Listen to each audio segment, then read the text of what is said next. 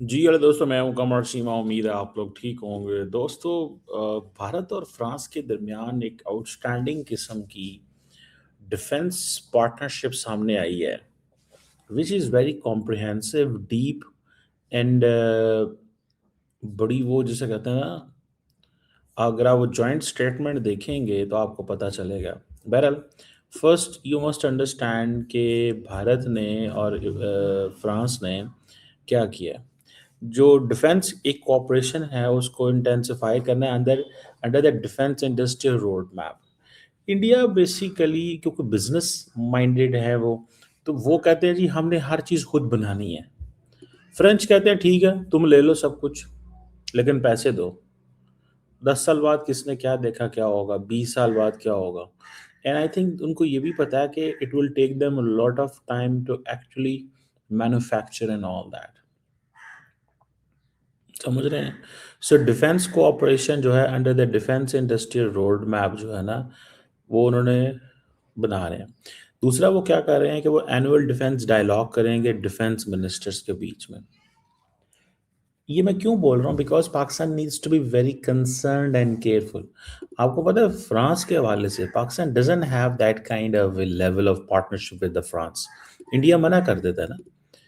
मुझे तो इतना पता है कि पाकिस्तान और फ्रांस का मिनिस्ट्रियल लेवल पार्टनरशिप डायलॉग भी कोई नहीं है। The max dialogue between Pakistan and France is at the foreign secretary level and additional foreign secretary on इस level max. The French authorities don't want कि ये डायलॉग जो है इसको मिनिस्ट्रियल लेवल पे लेके आया जाए। सो मैंने पूछ, क्योंकि फ्रांस के ऊपर मैंने थोड़ा काम किया हुआ है, इनकी डिफेंस डॉक्ट्रिन पे, इनकी इंडो पैसिफिक पार्टनरशिप, इनकी इंडो पैसिफिक पे उसके ऊपर, तो I do have a view on that. अब फिर ये क्या कर रहे हैं, ये कुछ टेक्निकल अरेंजमेंट है इनके, इन्होंने किए हुए हैं। Creation of a joint advance technology development group, emerging and critical mineral technologies.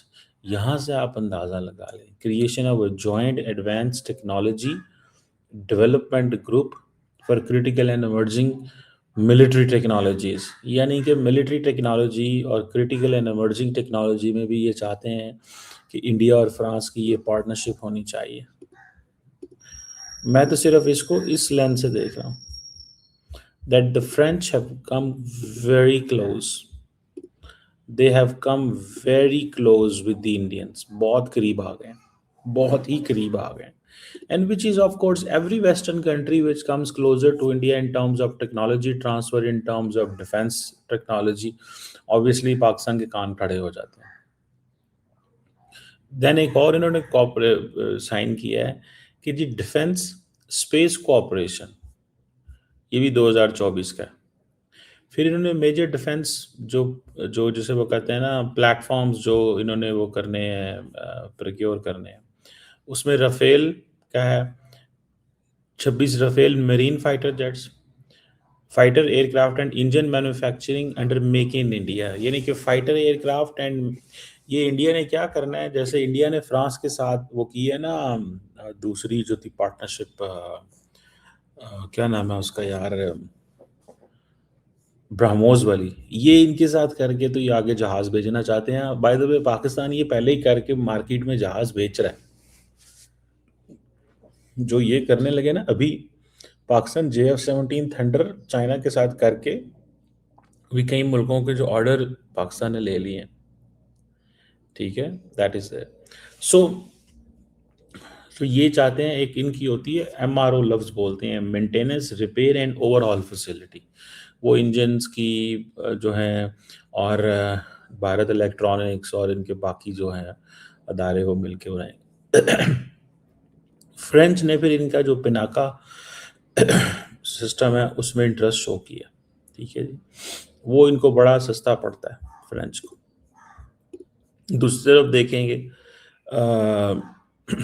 Naval cooperation अलहदा, इन्होंने 15 जनवरी 2025 को फ्रांस ने इंडिया को एक 6 सबमरीन डिलीवर की थी, और ये सबमरीन कोऑपरेशन जारी रखना चाहते हैं।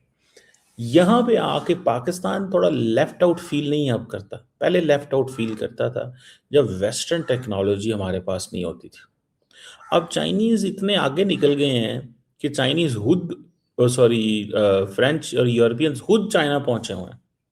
अभी अगले दिन ब्रिटिश प्राइम मिनिस्टर जब केयर स्टार्मर आए थे इन चाइना, तो उन्होंने कहा कि एक ब्रिटिश प्राइम मिनिस्टर को 8 साल लगे हैं यहाँ पे आने में।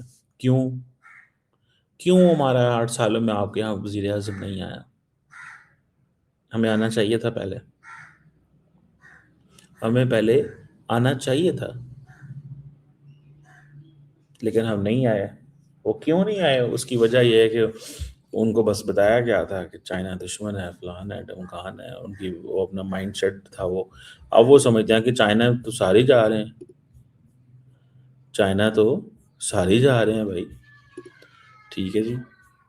तो इस तरह की चीज़ जो है ना, वो दे आर आस्किंग फॉर। तो दिस इज समथिंग सिग्निफिकेंट। और दूसरा ये भी है कि जो एग्रीमेंट है इन्होंने डिफेंस स्पेस के हवाले से किया है कि जी हमें उसमें technical arrangement and all that. बाकी अगर आप उनकी जॉइंट स्टेटमेंट पढ़ लें, every time they meet their joint statement is very elaborative, very comprehensive, and it seems कि ये अभी ही इनकी पार्टनरशिप बिल्ड हुई है। ठीक है। तो दिस गिव्स अ मैसेज कि ये किस तरह की, और वो कह रहे हैं जी हमारी पार्टनरशिप जो है ना that is for the planet. लेकिन लार्जली फ्रेंच को समझ आ गई है कि यही वो कंट्री है जहाँ से पैसा मिलेगा, यही वो कंट्री है जहाँ से पैसा मिलेगा। उसकी वजह ये है ना, ये वो ऐसा कंट्री जहाँ से पैसा मिलेगा because they have the population sample इतना बड़ा है, इनका पॉपुलेशन सैंपल इतना बड़ा है कि देर इज़ नो वन जो वो कह सके हाँ जी नहीं हम इसके अलावा भी हमारे पास है। ठीक है ना जी। तो मैं तो इसको जब देखता हूँ तो आई डू अंडरस्टैंड कि ये क्या लाइन लेंथ है या क्या स्टोरी है या किस तरह। बहरहाल मैं जो जो चाइना के साथ हमारी जो मिलिट्री पार्टनरशिप है उसको सारी बातें इन्हांस होना चाहिए, और बहुत ज़्यादा बड़े पैमाने पे इन्हांस होना चाहिए। क्योंकि एट द मोमेंट जिस अंदाज में जिस तरीके से इंडिया, फ्रांस और दुनिया के बाकी मुल्कों के पास भाग रहा है, और सिर्फ एक ही वजह है, एक ही वजह है, और वो है कि इनके पास मिलिट्री हार्डवेयर तगड़ा होना चाहिए। इनके पास मिलिट्री हार्डवेयर तगड़ा होना चाहिए, एक ही वजह। दूसरी तरफ अगर आप देखें कि मैक्रोन का आना चौथी दफ़ा और आके ये इतने बड़े पैमाने पे डील कर देना, ठीक है। एंड सबसे बढ़ के ये पॉइंट नहीं है, सबसे बढ़ के ये भी एक पॉइंट है कि मोदी को फिर G7 पे बुला लिया, मोदी को फिर उस पे बुला लिया है, G7 पे बुलाया और कहा भाई आप आओ। और ये बेसिकली एआई जो समिट है इसमें वो क्या करते हैं, एआई समिट के अंदर उन्होंने बाकी जो श्रीलंकन प्रेसिडेंट भी बल्कि आए हुए हैं। आई जस्ट नोटिस्ड, मुझे ये पता चला है कि श्रीलंका, वो जिसे कहते हैं ना, श्रीलंका के प्रेसिडेंट भी आए हुए हैं। काफ़ी मुल्कों की लीडरशिप आई हुई है। सर्बिया के प्रेसिडेंट वहाँ पर पहुँचे हुए हैं। ठीक है जी। एक एस्टोनिया का बैंड है जो वहाँ पे जो है ना प्ले कर रहा है चीज़, एस्टोनिया नेशनल, वो भी आए हुए हैं। ईरान, रशिया जिसे वो कहते हैं ना, अ, वो भी यहाँ पे पहुँचे हुए हैं। तो इट मीन्स कि इंडियंस जो हैं वो, लेकिन लेकिन प्राइमरीली जो उन्होंने वैल्यू दी है वो फ्रेंच को दी है। ठीक है। और there is no other player. For example क्या उसे बोलते हैं, फिनलैंड के प्राइम मिनिस्टर भी आए हुए हैं, फिनलैंड के प्राइम मिनिस्टर भी आए हुए हैं।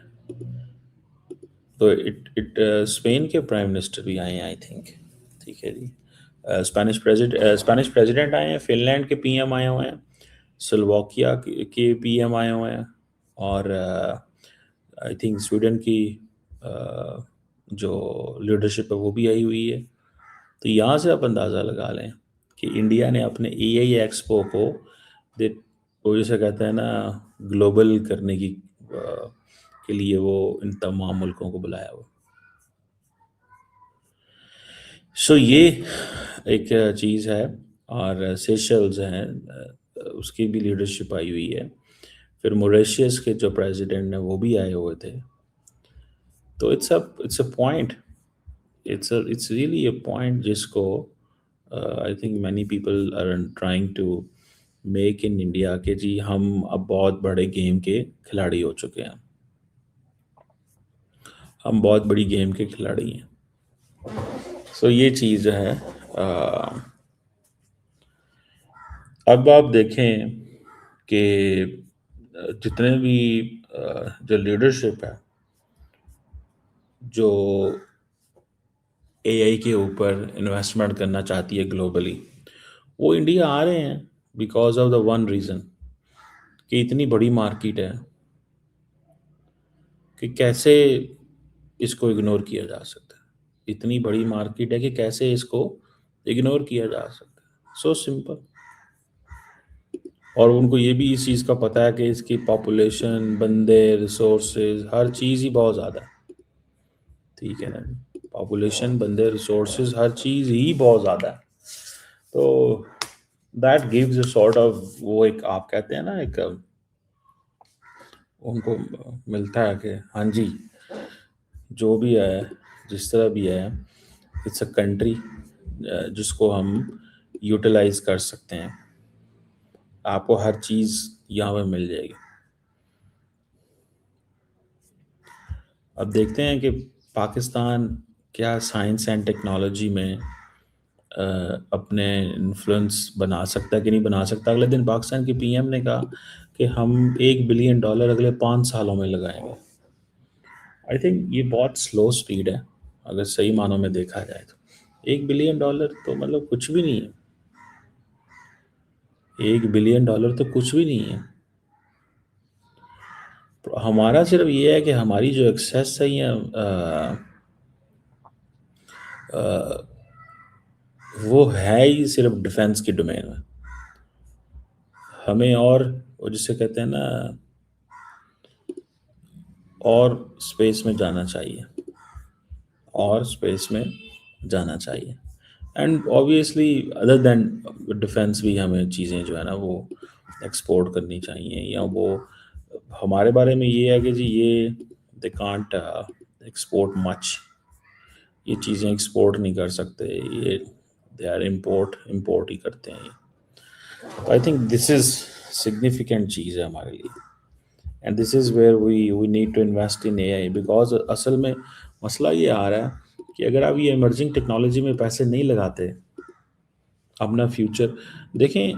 इंडिया का यही है कि ना जैसे इंडिया के अंदर मल्टीपल इंडियाज़ हैं, एक बहुत गरीब इंडिया है, एक बहुत अमीर इंडिया है। Similarly is the case in Pakistan, एक बहुत अमीर पाकिस्तान है, एक बहुत गरीब पाकिस्तान है। सो यहाँ पे आके हमें थोड़ा देखना है कि way do we way can we make our way, हम अपना रास्ता कैसे बना सकते हैं। ठीक है ना जी। लेकिन उसमें बात फिर यही आती है कि अगर हम ये करना चाहते हैं, हमें अपने प्राइवेट सेक्टर को लेके आना है। इंडिया का जो प्राइवेट सेक्टर है ना, दैट इज़ देयर, ये वो बड़ी प्लेयर, वो बड़ा रोल प्ले कर रहा है और बेसिकली वो अट्रैक्ट कर रहा है। मैं आपको इंडिया के प्राइवेट सेक्टर की बड़ी इंटरेस्टिंग बात बताऊं। जब इंडिया ने प्राइवेट सेक्टर का फ़ायदा उठाना होता है तो इंडिया अपने प्राइवेट सेक्टर को आगे कर देता है। मिसाल के तौर पे इन्होंने रशिया से तेल मंगवाया, इन्होंने अदानी, अंबानी और बाकियों को आगे कर दिया तेल मंगवाओ। उन्होंने तेल मंगवा के रिफाइन करके बेचना शुरू कर दिया। अब जब अमेरिकन ने इन पे सैंक्शन लगा दिए हैं तो जयशंकर ने अगले दिन बड़ी इंटरेस्टिंग बात की। उसने कहा ये तो हमारी ऑयल कंपनीज फैसला करेंगे इन्होंने क्या करना है। अब होगा क्या? ऑयल कंपनीज फैसला करेंगी इन्होंने क्या करना है। अब होगा क्या? अब होगा ये कि वो जो ऑयल कंपनीज है ना, वो जो ऑयल कंपनीज है वो क्या फैसला करेंगी, वो ऑयल कंपनीज क्या फैसला करेंगे, वो ऑयल कंपनीज क्या फैसला करेंगी, वो ऑयल कंपनीज ने कोई फैसला नहीं करना है। ठीक है ना जी, वो ऑयल कंपनीज क्या फैसला करेंगी। अमेरिका ने, अब इंडियंस ने क्या करना है, पहले भी ऑयल कंपनीज के कंधे पे रख के गोली फायर किया, अब फिर ऑयल कंपनीज, जी अब ऑयल कंपनीज नहीं मंगवाना चाहती, पहले ऑयल कंपनीज मंगवाना चाहती थी, हम तो बीच में बिजनेस करते ही नहीं है, ये तुम्हारी कंपनीज का फैसला है। द मार्केट्स फैसला करेंगे कि कहाँ से क्या मंगवाना है, प्राइवेट सेक्टर फैसला करेगा। आप इंटरेस्टिंग बात सुन रहे हैं, ये अब ये उनका एक नैरेटिव है। ठीक है, बहरहाल इंटरेस्टिंग है ये भी। प्राइवेट सेक्टर को पाकिस्तान को भी सामने लेके आना चाहिए ताकि ये सारे लोग जो इंडिया में आ रहे हैं वो पाकिस्तान में भी आए।